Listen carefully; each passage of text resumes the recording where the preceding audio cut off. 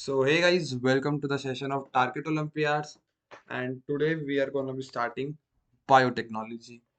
So biotechnology हमारा एक बेहतरीन चैप्टर है जिसके अंदर हमें बहुत सारे नई चीज जानने के मिलेंगे बायोलॉजी के बारे में।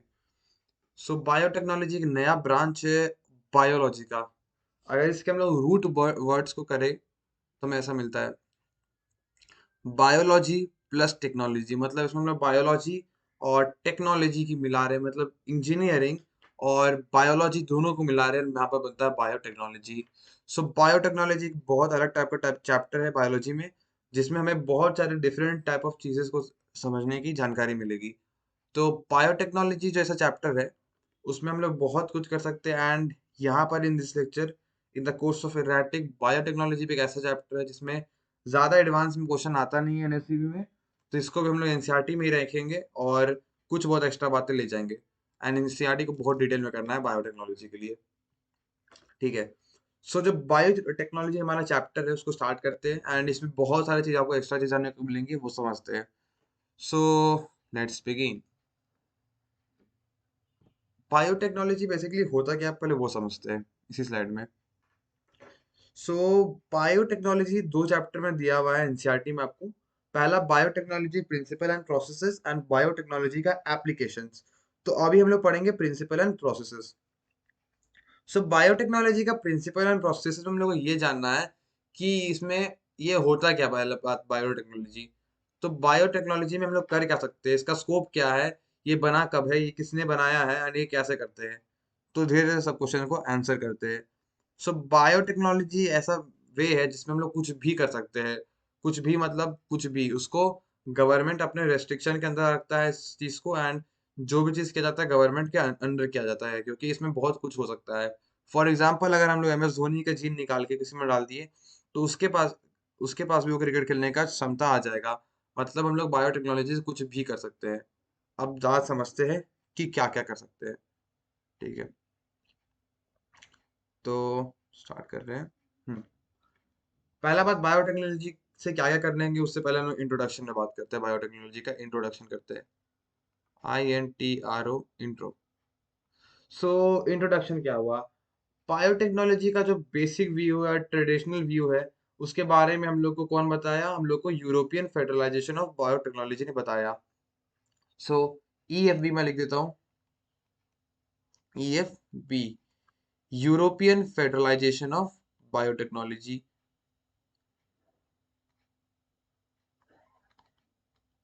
European फेडरलाइजेशन,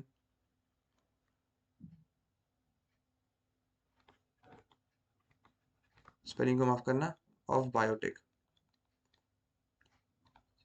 so European federalisation of biotechnology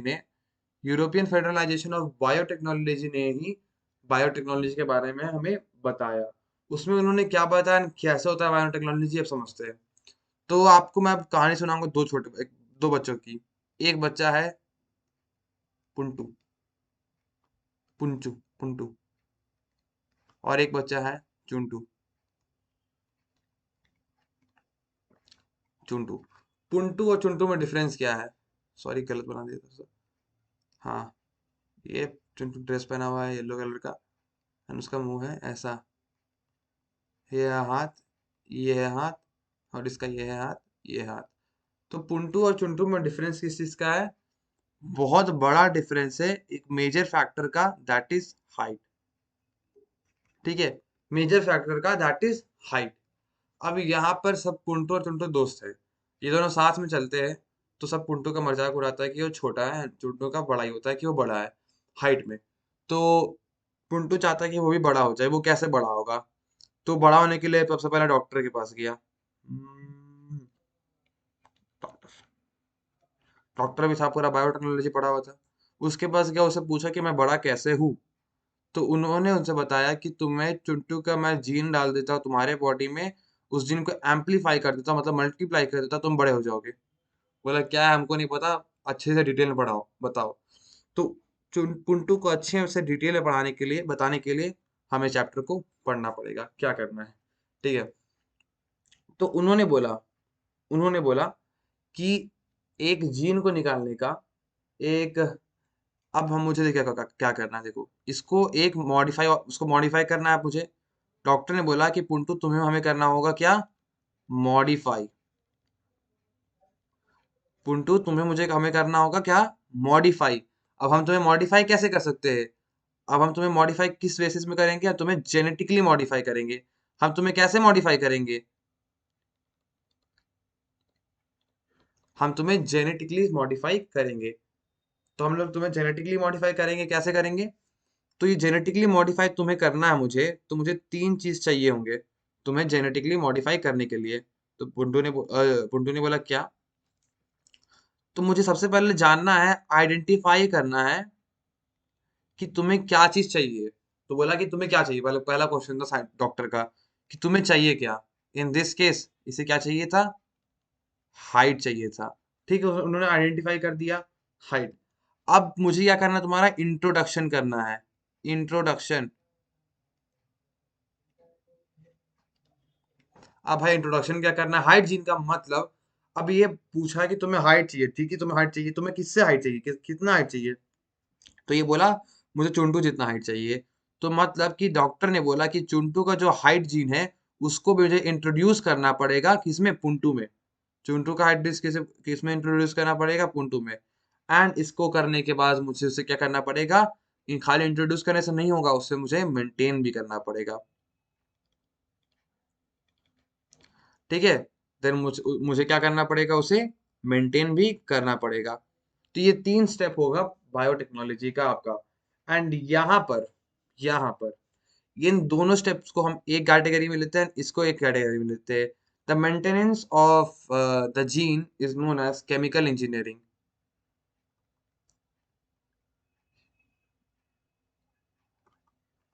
and the identification and introduction is known as the genetic engineering.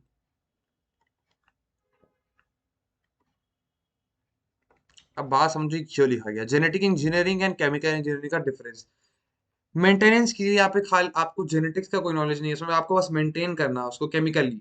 And genetics का मेन नॉलेज क्या, आपको निकालना, जीन को आइडेंटिफाई करना, जीन को निकालना, जीन को इंट्रोड्यूस करना। तो that is only the genetic engineering. So यहाँ पर हम क्या किस में वर्क कर रहे हैं, किस स्टेट में, किस जीन में। तो हम लोग हाइट में वर्क कर रहे हैं। हाइट क्या हुआ यहाँ पर, इसका हाइट हुआ हमारा जीन। ओके, सो हाइट हुआ हमारा जीन। अब कुछ बेसिक बात लेते हैं। So father of genetic engineering was known as Berg. Berg is BRG, Berg, Berg, Berg, Berg is known as the father of genetic engineering. ये है पापा जी। ठीक है, अब मुझे दो वर्ड को समझना है, recombinant DNA technology, modify organism. So the development of recombinant DNA technology क्या होता है, recombinant DNA and modify the organism. Modify modification समझ आ गया होगा। ठीक है, और रिकम्बिनेंट डीएनए क्या होता है, मतलब जो मुझे डीएनए निकालना है हाइट जीन का इससे, that DNA is known as a recombinant DNA. अब इसको ध्यान से समझते हैं, रिकम्बिनेंट डीएनए होता क्या है बेसिकली। अब मुझे क्या करना पड़ेगा, डॉक्टर को आना पड़ेगा किसके पास, चुंटू के पास। बोलना पड़ेगा तुम्हारे हाइट जीन चाहिए पुंटू को, सिर्फ एक जीन चाहिए तुम्हारे से। एक जीन से कोई फर्क तो पड़ेगा नहीं इसको। लेकिन अब आप सोच रहे हो कि मुझे एक जीन में ऐसा निकालूंगा तो इसको फर्क नहीं पड़ेगा, तो एक जीन डालूंगा तो इसको तो फर्क नहीं पड़ना चाहिए। हाँ, बात सही है। अगर मैं यहाँ से एक जीन निकालूं या कुछ मिनिमम अमाउंट ऑफ जीन निकालूं तो इसको फर्क नहीं पड़ता है, तो इसको तो फर्क नहीं पड़ना चाहिए एक जीन डालने से। हाँ, नहीं पड़ेगा फर्क। एक जिन डालने के बाद इंट्रोडक्शन तक का तो काम हो गया आपका। यानी यहाँ पर जो मेंटेनेंस है, यहाँ पर हम लोग यूज करते हैं PCR, जो हम लोग बाद में पढ़ेंगे, पॉलीमरेज चेन रिएक्शन, जिसमें उसका एम्पलीफिकेशन होता है। क्या होता है, amplification. And in that amplification process यहाँ पर जीन मल्टीप्लाई होगा, मल्टीप्लाई होगा बहुत ज्यादा मिलियन टाइम्स में। एंड दस उसका आपका फिनोटाइपिक रेशियो शो होगा। तुम लोग समझते हैं उसको बाद में। सबसे पहले हम लोग पढ़ेंगे, वे समझ रहे वर्ड, रिकम्बिनेंट डीएनए।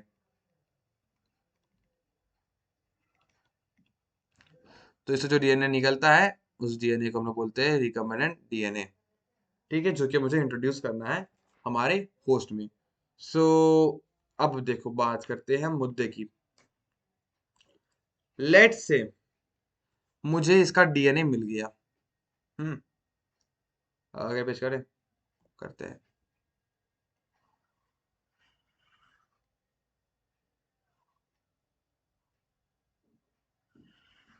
डीएनए कुछ ऐसा नहीं दिखता है, और एक्चुअली डबल हेलिकल मॉडल होता है जिसको हम लोग पढ़ेंगे क्रोमोसोमल बेसिस ऑफ इनहेरिटेज में, बट इमेज बनाने के लिए इजी होता है, ऐसे ही बना लेते हैं हम लोग। लेट्स से ये है हमारा हाइट जीन ऑफ चुंटू। ठीक है, ये है हमारा हाइट जीन ऑफ चुंटू। लेट्स से ये है हमारा हाइट जीन ऑफ चुंटू। अब क्या करना है मुझे? अब मुझे इसे निकालना है। लेट्स से मैंने डीएनए निकाल लिया चुंटू से, उसने मान गया और मुझे डीएनए दे दिया। तो डीएनए लेने के बाद मुझे पर्टिकुलरली सिर्फ हाइट जीन चाहिए, मुझे पूरा नहीं चाहिए, मुझे सिर्फ ये हाइट जीन चाहिए, सिर्फ ब्लू पार्ट चाहिए। तो मुझे उसे निकालने के लिए क्या चाहिए? काटना है। तो मैं कैंची लाऊंगा, इसको काट दूंगा, खच्चा खच्चा खच्चा। नहीं भाई, डीएनए का कैंची से काटोगे नहीं ना। तो इसके लिए हम लोग यूज करते हैं एंजाइम्स का, that is known as restriction enzyme. ठीक है, तो हम लोग इसको काटने के लिए एक एंजाइम्स का यूज करते हैं, and that enzymes is known as the restriction enzyme. तो हम लोग क्या करेंगे, यहाँ पर रेस्ट्रिक्शन एंजाइम डाल के इसको कट करेंगे। अब मेरे पास आ गया हमारा डीएनए का small part, that is the हमारा हाइट जीन। अब मुझे क्या करना है, इस हाइट जीन को इंट्रोड्यूस करना है टू अवर होस्ट। एंड ये भी होस्ट के बॉडी में ऐसे ही नहीं जाता है, ये जाता है with the help of a cloning vector. तो हम लोग क्लोनिंग वेक्टर को जाके मदद से ये जाएगा, CLONING, क्लोनिंग वेक्टर। वेक्टर का मतलब पता है? वेक्टर का मतलब बताते हैं। तो यहाँ पर हमें दो वर्ड का मतलब पहले बता देता हूँ आपको, vector and Plasmodium. So for malaria में हमारा एक प्लाज्मोडियम होता है, जो कि मलेरिया बैक्टीरिया में जो कि मॉस्किटो में रहता है, हमारा फीमेल एनोफिलिस में। एंड जो मॉस्किटो मलेरियल प्लाज्मोडियम को देखो, मलेरियल प्लाज्मोडियम को हमारे तक पहुंचाता है, एक मच्छर होता है, दैट मच्छर is the female Anopheles, and that female Anopheles is the vector here. तो वेक्टर क्या होता है कि एक चीज को दूसरे जगह पहुंचाने के लिए जो माध्यम होता है, that is the vector. Vector समझ आ गया होगा क्लियरली। तो क्लोनिंग वेक्टर समझ आ गया, मतलब कि इस जीन को यहां तक पहुंचाने के लिए वेक्टर का मतलब है, that is the cloning vector in this case. अब यहाँ पर होस्ट में आने के बाद, होस्ट में ले जाने के बाद क्या करना पड़ेगा हमें? क्लोनिंग करना पड़ेगा, मल्टीप्लाई करना पड़ेगा, that is the next part. तो ठीक है, अभी हमारा टॉपिक क्या है? Restriction enzyme. ठीक है, अभी हमारा टॉपिक है the restriction enzyme.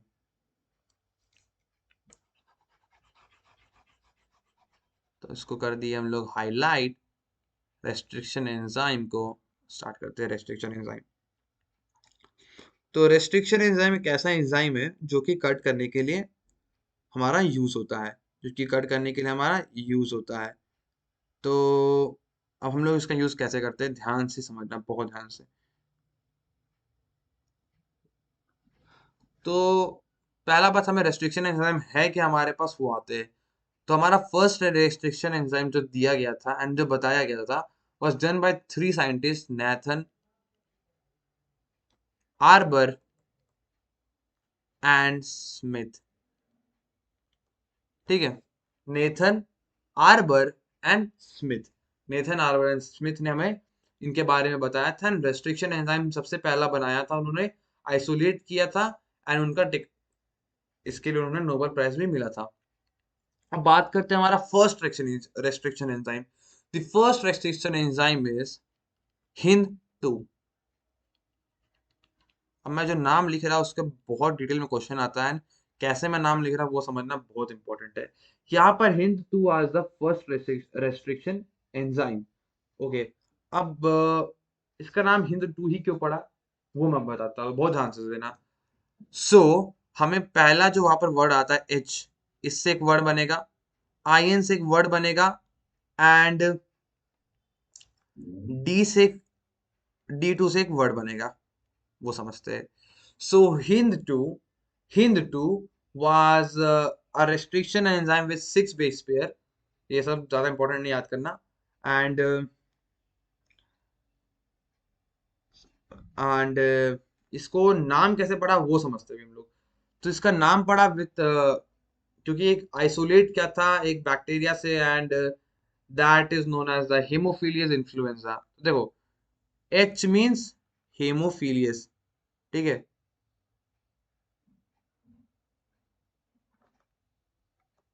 And I N से इन, आई एन से इन्फ्लुएंजा। एंड डी, डी से हम बोलेंगे आरडी। ये आरडी क्या होता है हमारा? स्ट्रेन होता है, स्ट्रेन, RD2। तो आप समझे कि यहाँ पर हमें क्या समझ आया? हमें ये समझ आया कि तुम जो जीन निकालते हैं वो निकालते with the help of a restriction enzyme.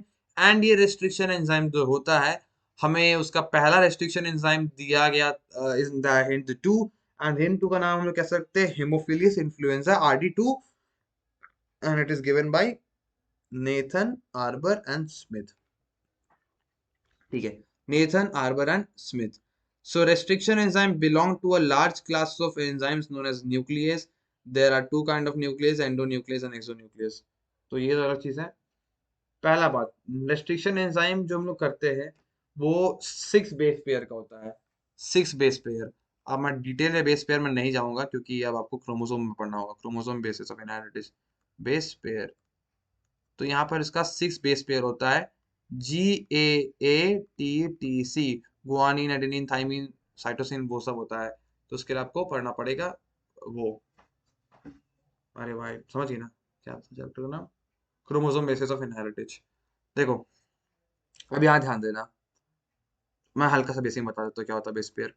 तो बेसिकली डीएनए इन सभी प्रोटीन से बना हुआ है, गुआनिन, एडेनिन, थाइमिन, साइटोसिन, ये सब टाइप के प्रोटीन से बना हुआ है। एंड एक सीक्वेंस में अरेंज रहता है, that is known as the base pair. अब मैं इसको अगले स्लाइड में बताता हूँ। तो यहाँ पर ये जो GAATTC, ये जो बेस पेयर है, ये ज्वाइंट है आगे में दो चीजों से, दैट इज 5' एंड दैट 5' और 3' भी बोल सकते हैं इसको, एंड 3'। तो एंड इसके नीचे ये कनेक्टेड रहता है एक और बेस पेयर से, that is the opposite 3' and यहाँ पर हो जाएगा हमारा 5'। एंड इसको लिखोगे कैसे? आप इसको लिखोगे यहाँ से, सी से चालू करो, सी, फिर ये लिखो टी, फिर ये लिखो टी, फिर ये लिखो ए, फिर ये लिखो ए, फिर लिखो जी। मतलब मैं क्या किया हूँ यहाँ पर, GAATTC को CTTAAG लिख रहा हूँ। एंड ये जो तरीका है लिखने का, ये जो तरीका है लिखने का मतलब, मैं सिंपल देखो ना, ये जो लाइन लिखा हुआ है इसको मैं यहाँ से चालू किया और यहाँ से लिख दिया हूँ। एंड ये जो तरीका है लिखने का, दिस तरीका is known as palindromic sequence, ठीक है। दिस तरीका is known as palindromic sequence, palindromic sequences. तो ये पैलिंड्रोमिक सीक्वेंस को पता चल गया होगा। एंड यहाँ पर हमारा प्रोट्रूडिंग एंड्स बोलते हैं इसको, 3' 5', इन सभी को हम लोग क्या बोलते हैं? Protruding and.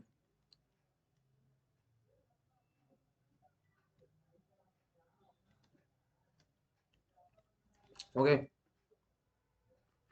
इसको क्या बोलते हैं हम लोग? Protruding ends. तो अब आप समझो बातें, बातें।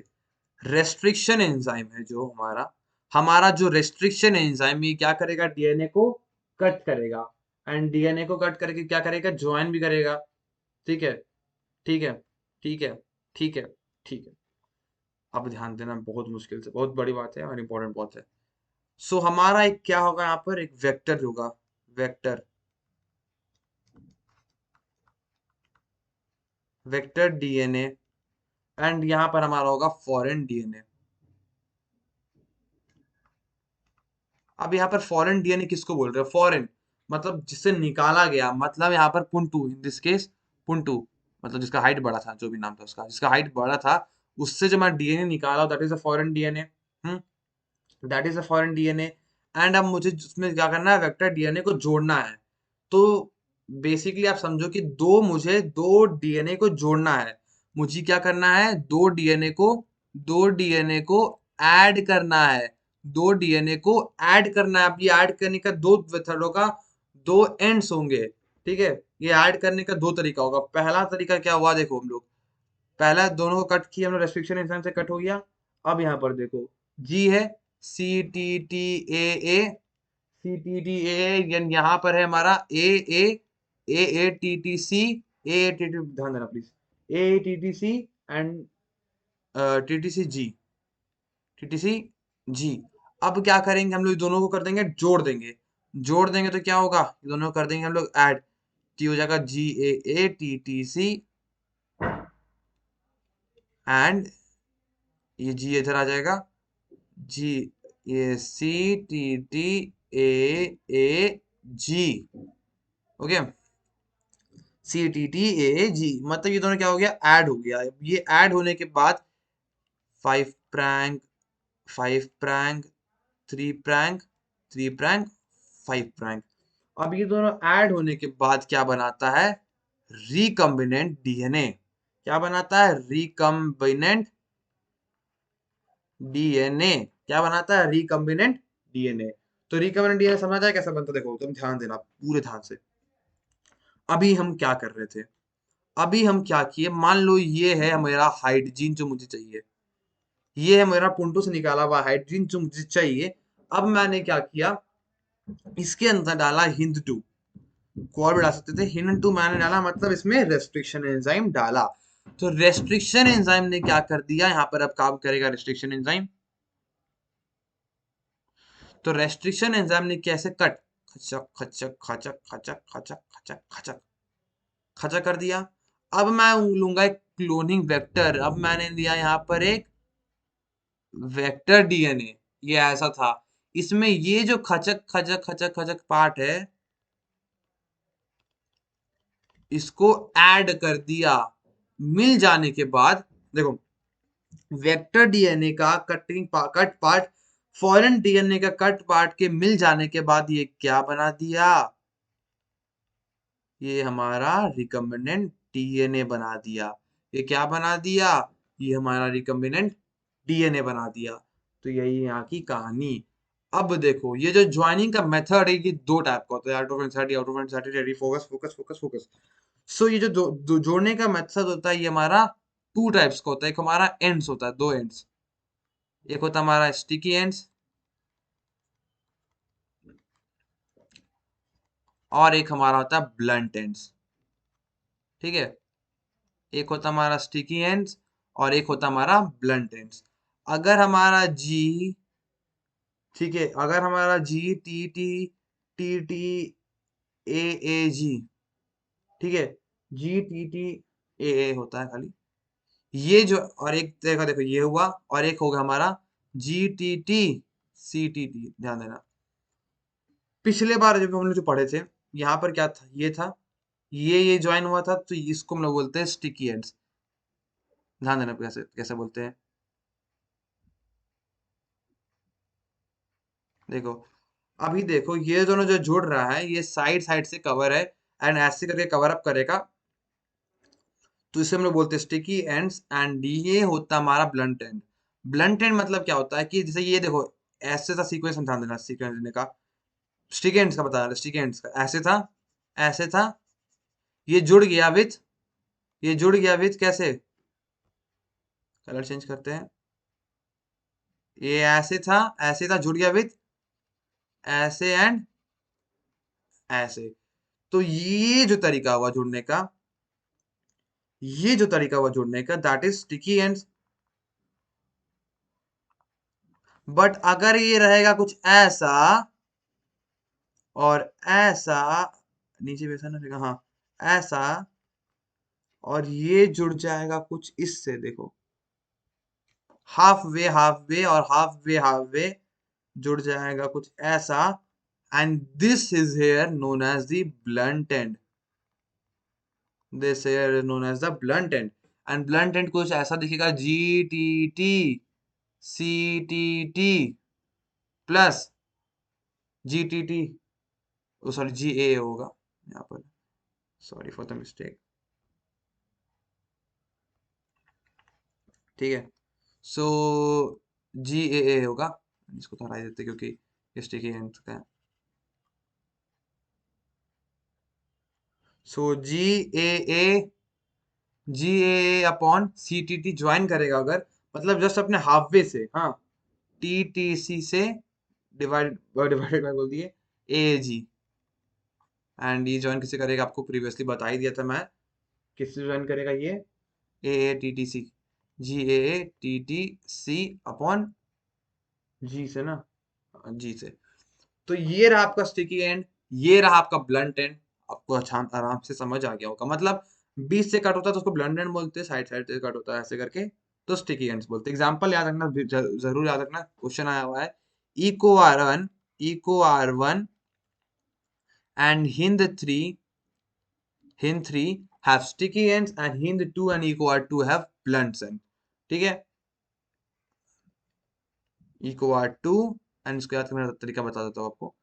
हिंद टू बस इजी है, ब्लंटन जहां भी टू टू देख रहे हो ब्लंटन बना लो, एंड जहां अपोजिट दिख रहा है वन थ्री माने कॉमन बात नहीं है तो उसको ये बना लो आपका स्टिकी एंड। कुछ अलग बात आपको ये है कि नई बात है, ध्यान देना। Alkyl phosphate catalyses are the removal for the 5-phosphate group and thus modify the terminus DNA। तो यहाँ पर हमारा DNA में आप देख सकते हो कि 5 प्रैंक एंड होता है, 3 प्रैंक एंड होता है, 3 प्रैंक एंड होता है, 5 प्रैंक एंड होता है। तो इसमें ये सब जो एंड होते हैं इनको हटाने के लिए AP का यूज किया जाता है, that is the alkali phosphate. ठीक है, सो इनको हटाने के लिए आपका एपी का यूज होता है, that is alkali phosphate, alkali phosphate. And अब देखो यहां पर फिर से एक नई बात आ गई है, बहुत ध्यान से सुनना है। कलर चेंज करते हैं कि अच्छा समझ आए। सो यहाँ पर ये जो ज्वाइन हो रहा है इससे, ये जो ज्वाइन हो रहा है इससे, ये जो ज्वाइन हो रहा है इससे, ये डन विथ एन एंजाइम और अ ग्लू और adhesive. The glue here is glue here is DNA ligase। So DNA ligase से वो जुड़ता है, DNA ligase से वो जुड़ता है। तो यहाँ पर glue here is the DNA ligase। तो इतनी बातें आपको समझ आई होगी। अब यहाँ पर एक तरीका है जेल इलेक्ट्रोफोरेसिस, जो कि हम लोग अभी नहीं पढ़ेंगे। हाँ सॉरी, अभी अगला टॉपिक में आते हैं। तो देखो अभी हम लोग ने क्या किया, अभी हम लोग ने क्या किया, हमने तो अभी पुंटू चुंटू की बात फिर से आ जाते हैं पुंटू चुंटू में। चुंटू से हम लोग अभी क्या किया, रेस्ट्रिक्शन है। सबसे पहले डीएनए निकाले, डीएनए निकल के अभी ये रहा चुंटू का डीएनए। चुंटू को डीएनए से हम लोग सबसे पहले क्या किया, हम लोग रेस्ट्रिक्शन एंजाइम को कट करके निकाल दिया, रेस्ट्रिक्शन एंजाइम से कट करके निकाल दिया डीएनए को। एंड उसके अलावा कुछ किया क्या हम लोग कुछ नहीं किया, उसको बस डीएनए लाइगेज के मतलब से क्लोनिंग वेक्टर से जोड़ दिए, क्लोनिंग वेक्टर से जोड़ दिए, इतना ही किया है अभी तक। जोड़ दिए, दिख रहा है, जोड़ दिए एंड कोई भी एंड से जोड़े होंगे वो अलग बातें बता आती है, लेकिन हम लोग जोड़ दिए और तो कुछ नहीं किया, और कुछ नहीं किया है। तो अब बात आती है यहाँ पर हमारे अगले टॉपिक, अगले मुद्दे में, क्लोनिंग वेक्टर। हमारा अगला टॉपिक, हमारा अगला मुद्दा, that is the cloning vector. So what is cloning vector here? So vehicle DNA, the vehicle DNA is known as a cloning vector।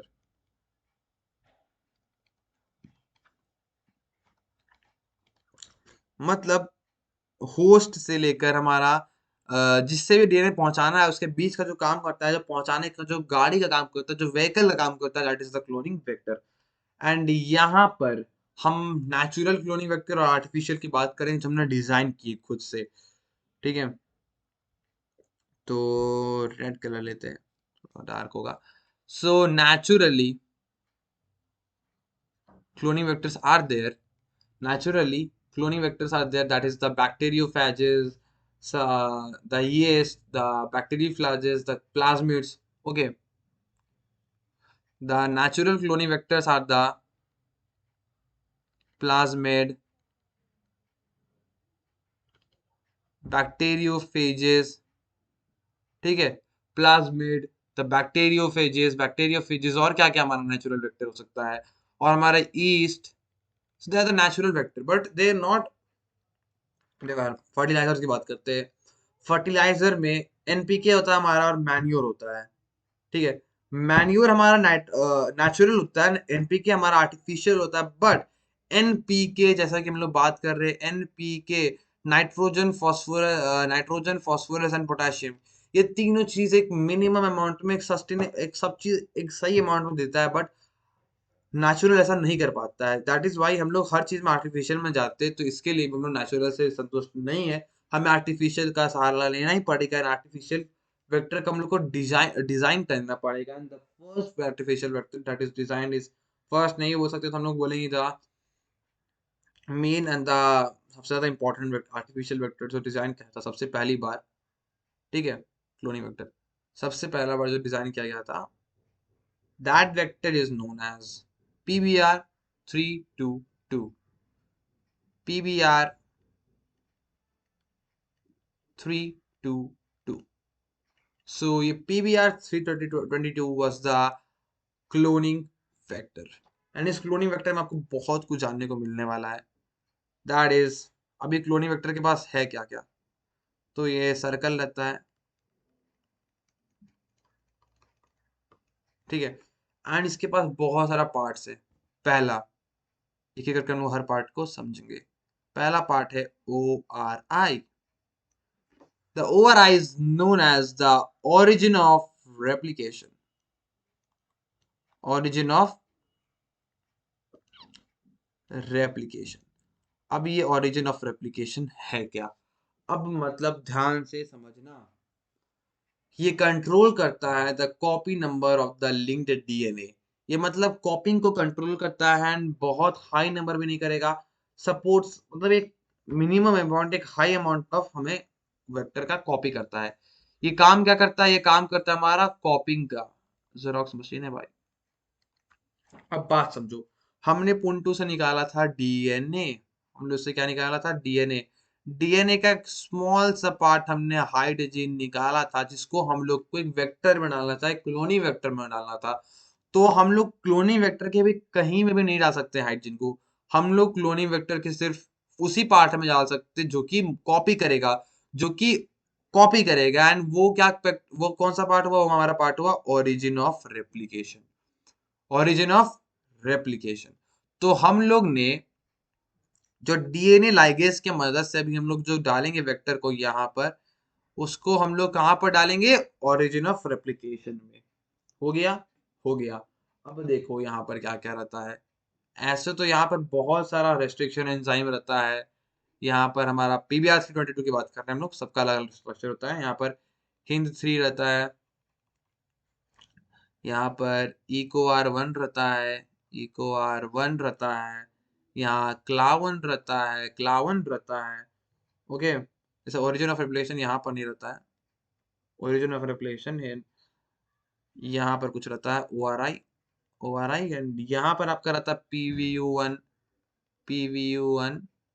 And P S T one. ये सारे क्या है? ये सारे हमारा रेस्ट्रिक्शन एंजाइम है, जो कि हमें पीवीआर 322 में डिजाइन किया गया था, ठीक है। यहाँ रहता है बैम एच वन। वैसे इसका क्वेश्चन आया नहीं कभी इसके ऊपर, बट हल्का से ज्यादा नॉलेज होना चाहिए कैसे कहाँ पर क्या है। सैल वन, इसे मैं आपको सामने बना रहा हूँ, PVU2 एंड हमारा ORI। तो यहाँ पर देख सकते हो सब चीजें। एंड अब हम बात करेंगे यहाँ पर एक इम्पोर्टेंट और एक थोड़ा सा डिफिकल्ट टॉपिक की, that is the selectable marker. इसको समझाने में मेरी भी जान निकलेगी, आपकी भी जान निकलेगी, बट समझना मुश्किल है, बट समझना पॉसिबल है, ठीक है। तुम्हारा नेक्स्ट टॉपिक है that is the selectable marker.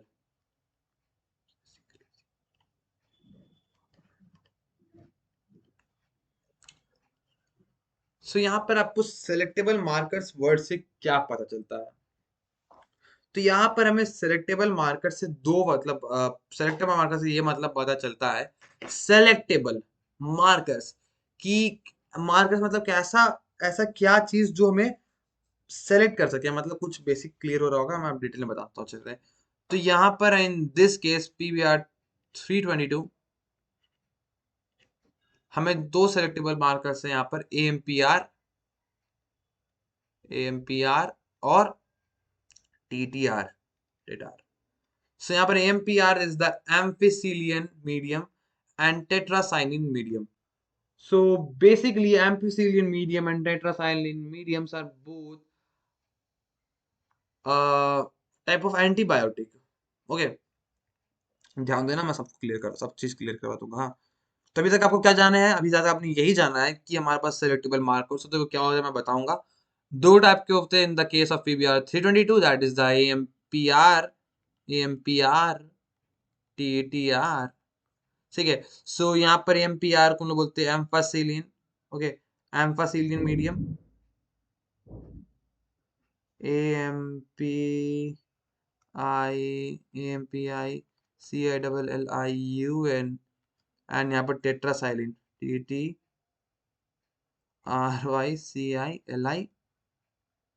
जो भी है। ठीक है, ampicillin medium and tetracycline medium. अब देखो, यहाँ पर हमें एक चीज और जानना है कि ये जो दोनों मीडियम है, ये दोनों क्या है? एंटीबायोटिक्स। ये दोनों क्या है? एंटीबायोटिक्स। ये दोनों क्या? एंटीबायोटिक्स। सो हमने भी क्या जाना है कि सिलेक्टिव मार्कर्स होता है दो टाइप का, ampicillin medium and tetracycline medium, and ये दोनों होता है एंटीबायोटिक्स। एंटीबायोटिक्स होता क्या है? एंटीबायोटिक्स क्या करते हैं? हमारा जो कि बायोटिक बैक्टीरिया को मारते हैं, एंटी बैक्टीरिया को किल करते हैं।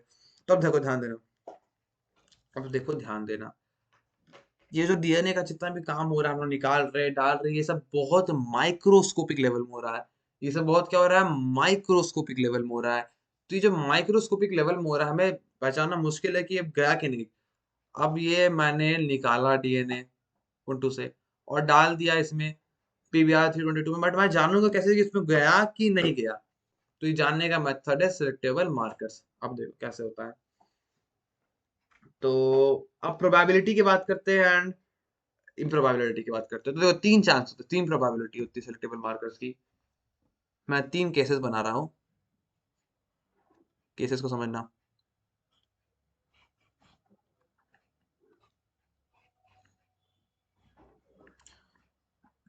देखो, पहला केस, दूसरा केस एंड तीसरा केस। सो ये हमारा सिलेक्टेबल मार्कर पहले से रखा हुआ, ये रहा सिलेक्टेबल मार्कर पहले से रखा हुआ। अब इसमें गया है कि नहीं गया है, अब उसको देखना है। तो पहला A case, B case and C case की बात करते हैं।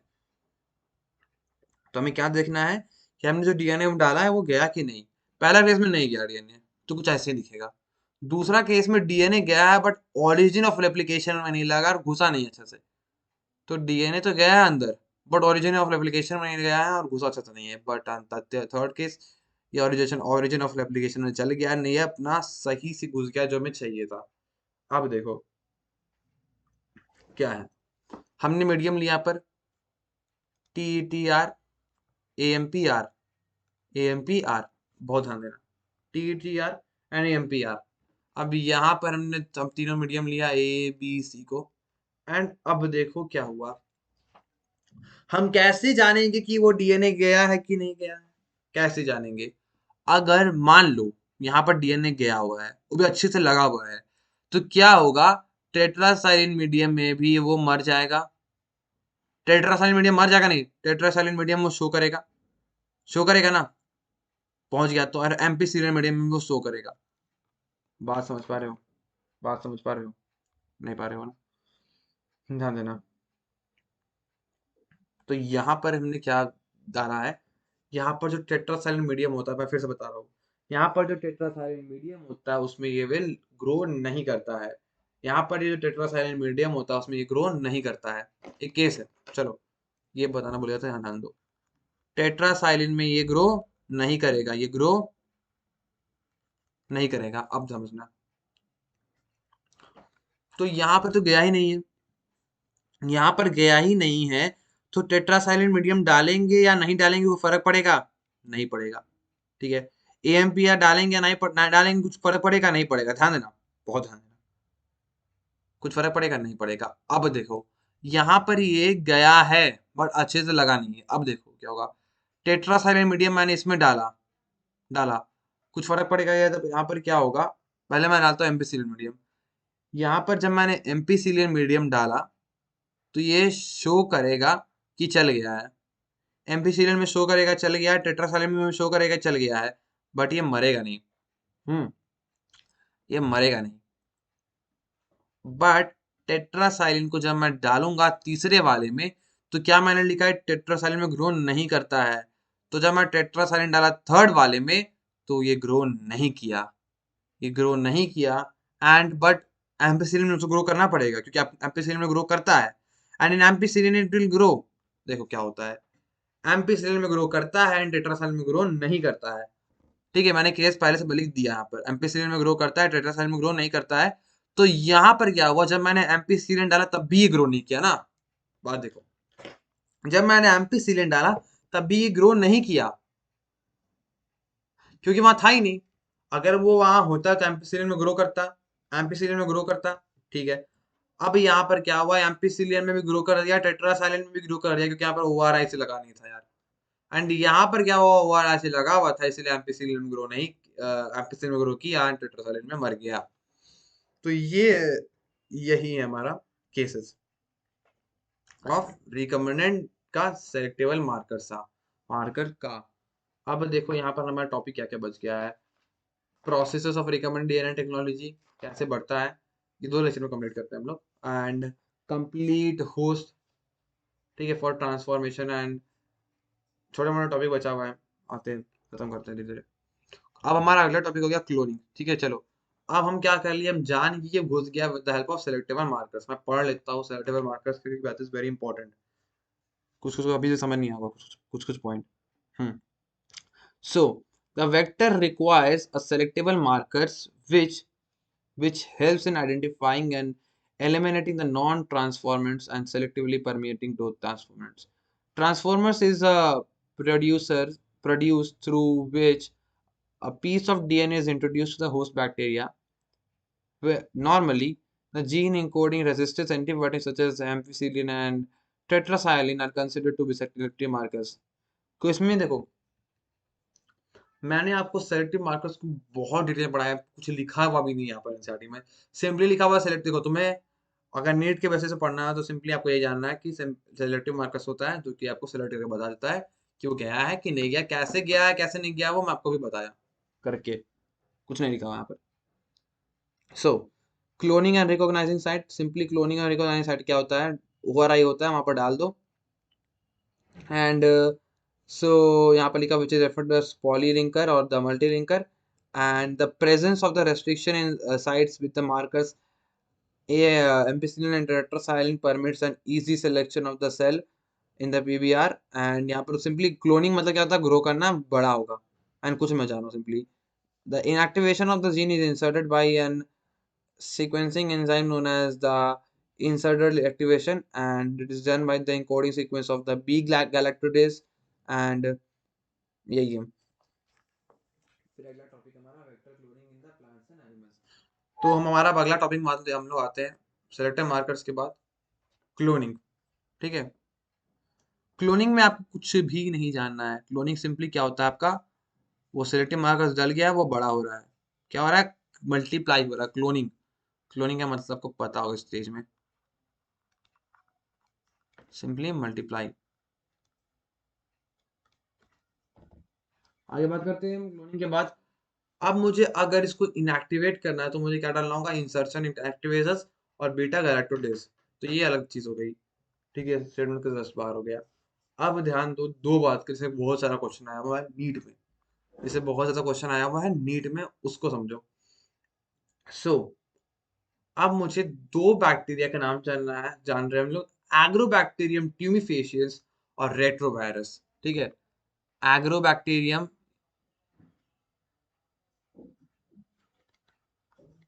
ट्यूमिफेशियस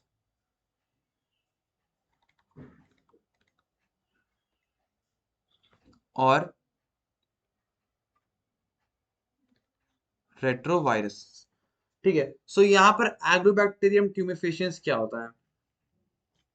सो एग्रोबैक्टीरियम ट्यूमिफेशियंस क्या होता है, एक पैथोजन होता है in several dicot plant that is used to deliver a piece of TDNA, जो कि हमारा ट्यूमर सेल्स करवा देता है। हाँ, जो कि हमारा ट्यूमर सेल से करवा देता है। देखो ध्यान देना, एग्रोबैक्टीरियम ट्यूमिफेशियंस क्या होता है, is a pathogen of several dicot plants that is able to deliver a piece of TDNA known as हाँ TDNA, to transfer normal plant cells to tumor cell, and thus this is known as crown gall diseases. So TI, the tumor inducing TI plasmid agrobacterium tumefaciens has been modified, and ये क्या होता है आपको समझना पड़ेगा। देखो simply ये agrobacterium tumefaciens का मॉडिफिकेशन हुआ था। एग्रोबैक्टीरियम ट्यूमिफेशियंस का मॉडिफिकेशन होता है जिससे हम लोग क्राउन गॉल डिजीज से प्लांट्स को बचा सकते हैं। एंड रेट्रोवायरस क्या होता है फॉर एनिमल्स, तो एनिमल्स को अगर कोई डिजीज से बचाना है तो उसके लिए एक हम लोग डिजायरेबल चीज का यूज करते हैं, एंड दैट इज रेट्रोवायरस। तुम लोग अभी अभी हम लोग एग्रोबैक्टीरियम ट्यूमिफेशियंस और रेट्रोवायरस को डिटेल में पढ़ेंगे अगले लेक्चर में। इसमें बस मैं आपको इंट्रोडक्शन कर दिया वर्ड का, एंड फिर हम लोग पढ़ेंगे कि हम लोग जीन को डालते कैसे अंदर। तो सिंपली दो मेथड होता है, जीन गन का या माइक्रो इंजेक्शन का, बहुत इजी टॉपिक है। एंड उसके बाद हमारा आता है process of recommended DNA technology, that is very easy. इसमें हम लोग पीसीआर के बारे में पढ़ेंगे। That is in the next lecture. Till then मेरे को मेरे तरफ से बाय, एंड वीडियो को लाइक करना, चैनल को सब्सक्राइब करना। Till then bye bye, thank you. चलो बाय बाय गाइस।